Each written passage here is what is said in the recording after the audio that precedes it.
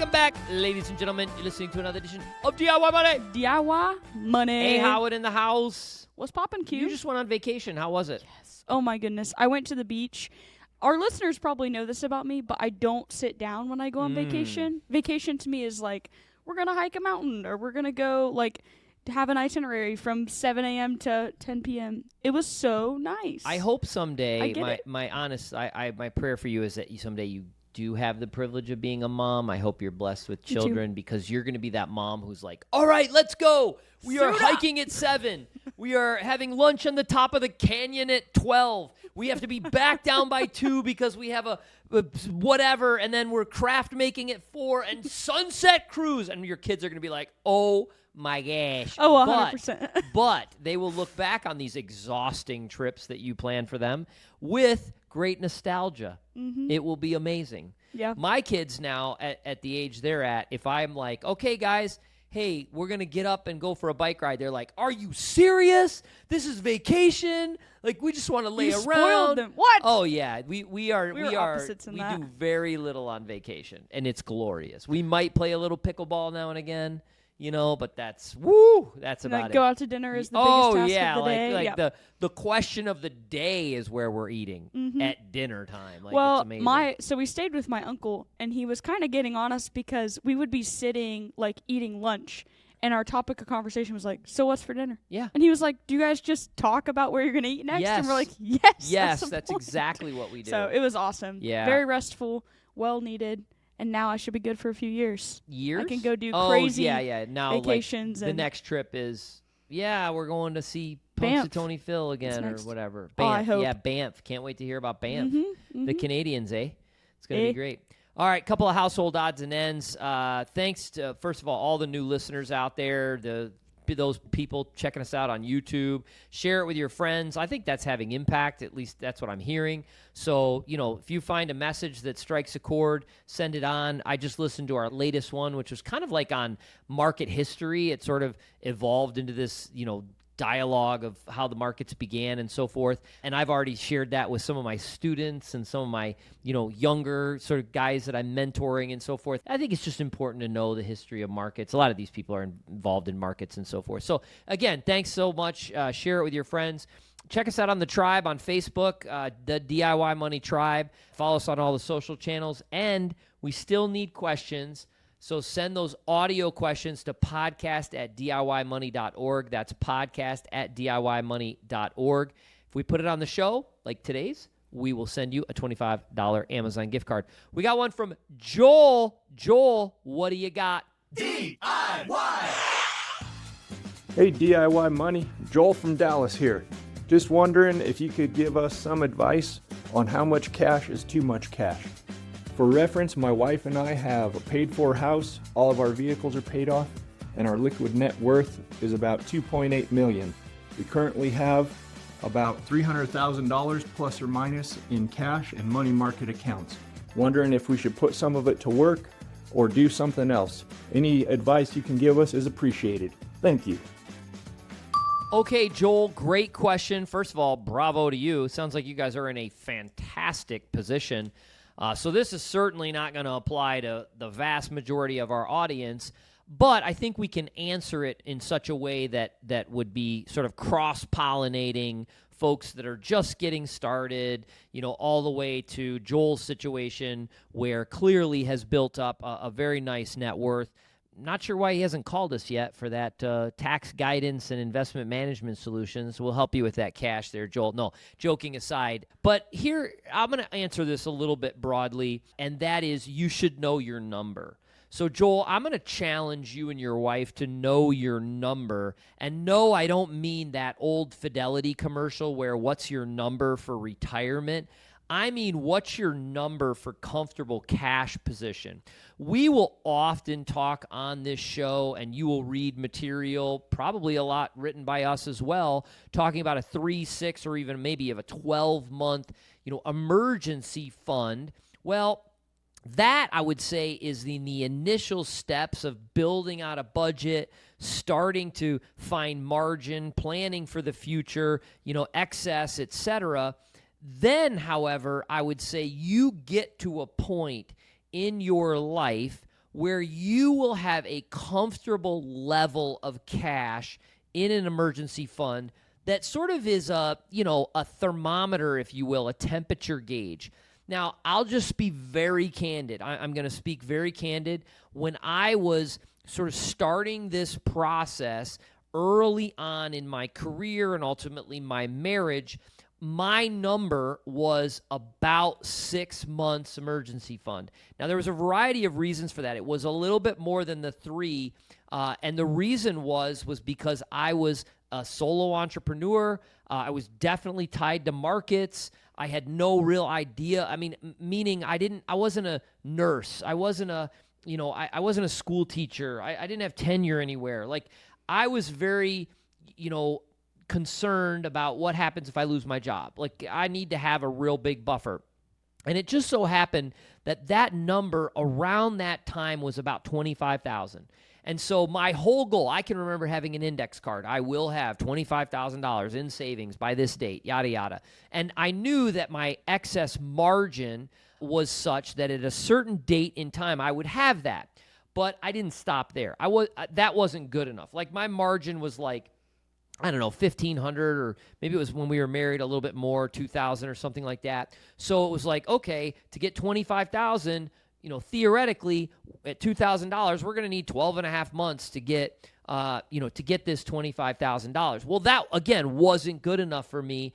I wanted it faster, which means I needed to create excess margin. And so I did things to do just that. One of them was, and this was not the first nor last time I did this, sell a bunch of crap. Like, I remember, and I'm now married. I had done this when I was single. I'm now married, and I'm walking around the house when you could directly you probably still can, take a picture with 3 clicks, it'd be on eBay in a nanosecond. And I mean, I sold things, and my wife would be like, one day, she'd be like, where'd that, whatever go? And I'm like, oh yeah, that's gone. Honey, where's our couch? I'm like, that's gone. That's sold. I didn't think we ever used it. She's like, I use it every day. I was like, oh, okay, my bad. I mean, who thought a stand mixer was something you use every day? I mean, whatever. So anyways, that's beside the point. Whole nother story, another day. Now, I had children, a little bit more established in my career, built wealth, starting to build wealth, starting to, all those things. My number, ironically, didn't shrink. It grew a little bit. It grew to around 50,000.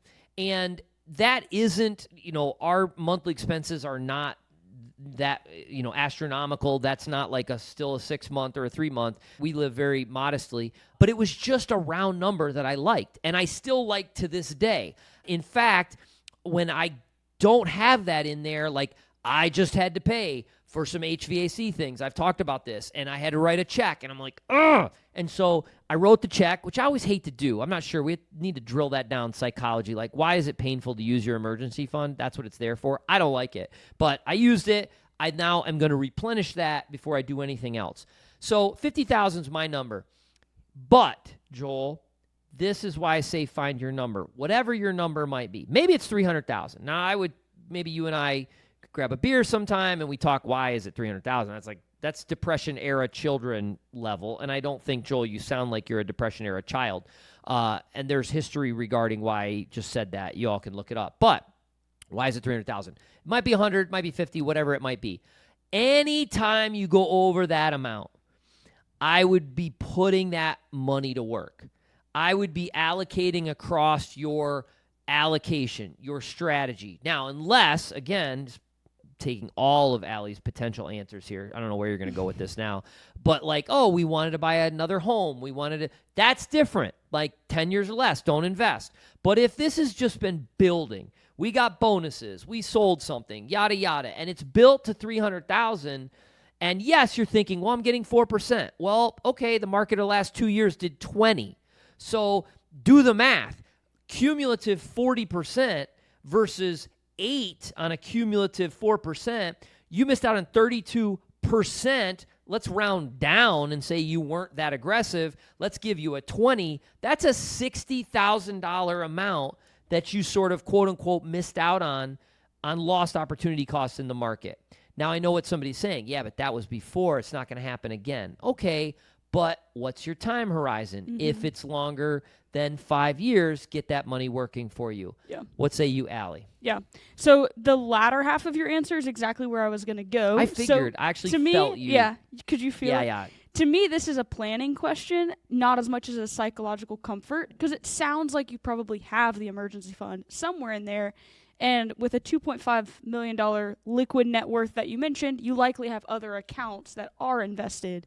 But to me, this has to do with when do I need the money?